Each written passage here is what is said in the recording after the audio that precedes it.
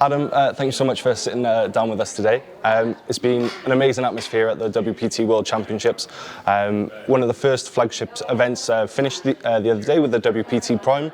That series has just gone from strength to strength and another amazing turnout. So how proud of you of that tour and how it's developed in its infancy so far? Yeah, it's great. I mean, I think one of the articles said it's the Super Bowl of the mid-majors, but the enthusiasm from that, I love that it's it's accessible. It's accessible, but as accessible as it is, and this environment is great, I think the players are just feeding off of each other. Watching that final table is just, you could see the enthusiasm that was around it. It's been great. Even last year, seeing that 100% bump, from the year before, I think people see that, coming to the win and playing out of the Prime is it's just a phenomenal experience. Yeah. And were you surprised at all when, still being able to post the numbers like that you did last year, sort of that meteoric growth, and how well the wider poker community has responded to it, sort of abroad in Europe, because it's sort of an avenue to strengthen the WPT brand outside of America? Yeah. I mean, it's essential because ultimately that is the level where it's the best indicator of the ecology going forward, right? This is the entry level where people are saying, hey, I'm serious, I'm coming in here, I'm putting some money down. But if we can't keep that fresh, if we can't keep that growing, that I think it would be a big indication that we as a poker community, not just World Poker Tour, need to be concerned. But when you see numbers like this, it's good not for just the Prime, not for the WPT, it's good for all the poker. It's a very good time to be a poker player, by the way, and I think that shows. And one of the other marquee tournaments so far has been the 5 million Club Freeroll Invitational. One that has obviously got had the whole community talking. Tell us about the ideas behind that and how this idea became a full-fledged thing. Sure. So we want to, we get together in February and we kind of debrief and we figure out what are we going to do, how are we going to continue to innovate, push the line. Obviously we did last year at the time, which was the largest guarantee. I guess that's not going to be the case anymore. But this year, we talked about a free roll tournament. And originally, I think the discussion was, what if we did a $2.5 million free roll tournament?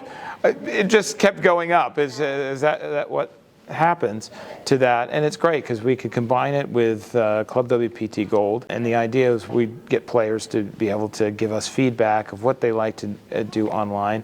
But we could really give back to the players through a mechanism that was not only give them a chance to really participate in something that was unique in the middle of the championship festival, but also get life-changing money and to just inject a degree of enthusiasm into poker. What I loved about the free roll is that you had professionals that were playing in there because they'd want a seat. People want a seat. You had people who had never played poker before. That literally there were people in the halls teaching them what to do, and you felt that energy. And that's how. I mean, I can say right now. Last year I was sitting there sweating, and I made the guarantee or not, and we had to deal with that. This year I kind of knew we'd already spent the money, right? I mean, it's a free roll, and it wasn't just the $5 million. It was also a lot of prizes, that were given out. There was the McLaren GTS. There was a lot of bounties. So even the winner, Chase won not only $1 million. I think he won about $110,000 in bounties as well. I'll say to do that score from say with no investment from the player, it is brilliant, and it is those things that help grow the game. That's what attracts new players. One thing that a lot of people have been talking about from the free roll is from last night. From what people are saying is the first ever misery bounty ever seen in poker. Where Jason pulled the zero. We want to know who was the genius or the villain behind that idea of a zero bounty. Well, I mean, it is a part of this is the game and the. I mean, if you go back to Steve Lipscomb. And his idea and his business model of putting poker on television, he always said he wanted to do a 5-act play.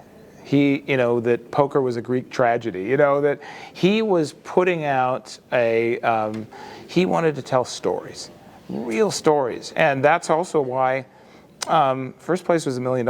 I mean, we were going to give out somebody was going to get something with a win for $1 million, because that's a story. And we've done that. Actually, we've had Alpha 8s before, where some of you make the final table and somebody else didn't, not getting anything. But yeah, it's tough.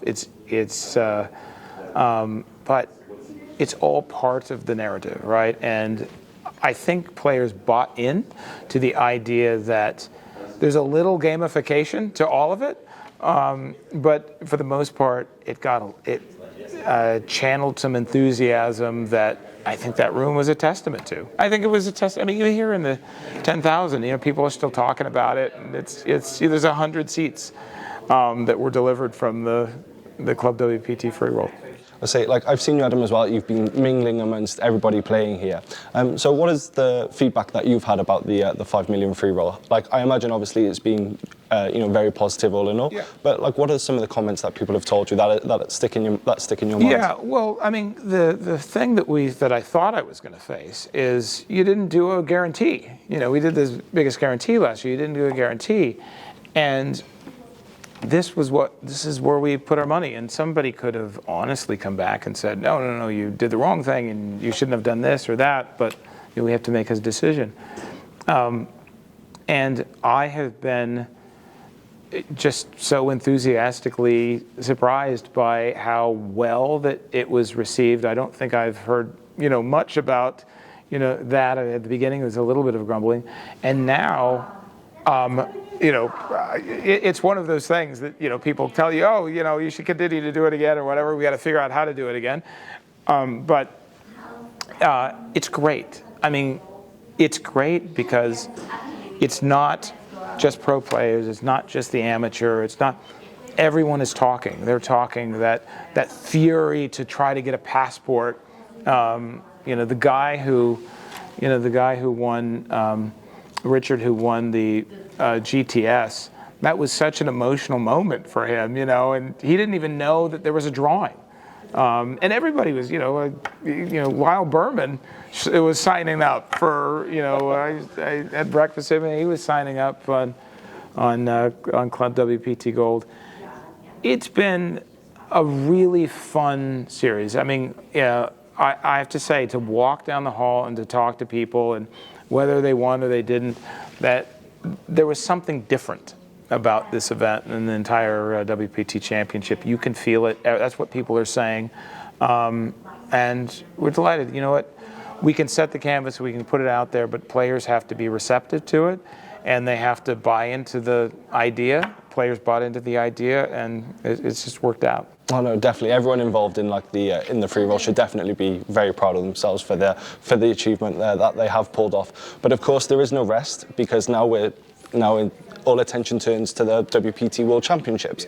This tournament has, in its 3 years, has firmly established itself as sort of the second biggest 10K of the year. Looking ahead to this year, of course, there was no guarantee, but that doesn't seem to be a problem. Is that a testament just to the strength of the WPT brand, and especially with the win, and just in terms of what a premier poker experience you can offer players here? Yeah, I mean, it's a combination of a number of things. I would like to think it's the brand. I would like to think that we're contributing to that, and the canvas that we set out. The win is a remarkable place, but everybody knows that this is a dream place to come and play poker. But it's the efforts of the win that they've made. I mean, to offer room rates at the room rates that they did and the special promotions, and the all of the efforts that they made to bring in the satellites, the milestone satellites, so that people could win their way in. That's a testament to that. The media support. I mean, we have, the two things that we have now that we didn't have, when I took over a very long time ago, is think how much more media, telling stories, getting people excited about that.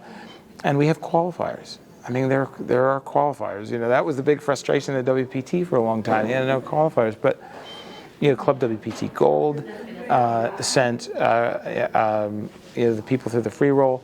We had people from Club WPT. We had 300 people coming in from that. We had WPT Global, and we had partners all over the world sending people here.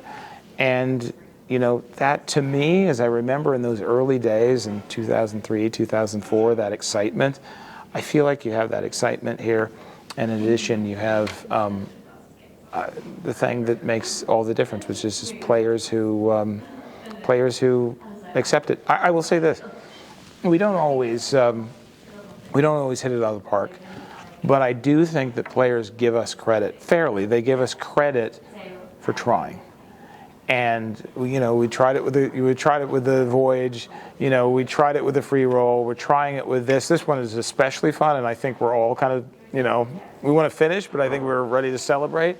But I appreciate that from players, and I really do. I love the feedback, and I love any feedback. You know, we take it all. Yeah, definitely. I think that's something that I definitely noticed with what happened last year. You know, everybody gave the WPT props for honouring their promise of the guarantee.